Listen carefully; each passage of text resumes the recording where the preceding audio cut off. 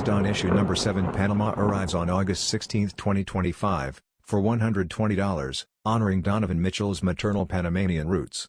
Inspired by the green and yellow in Panama's coat of arms, the sneaker departs from the usual red, white, and blue flag motif. A gradient shell upper layered over jet black gives it a sleek, understated aesthetic. This symbolic color direction was first seen on the D.O.N issue 6 and now continues in the latest release. Mitchell, while aligned with Team USA, still proudly represents his heritage through sneaker storytelling.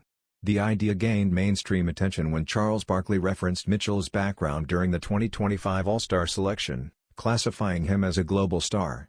The design recalls his earlier D.O.N issue 4 PE, which visually interpreted the Panamanian flag. Now, this meaningful evolution becomes a general release,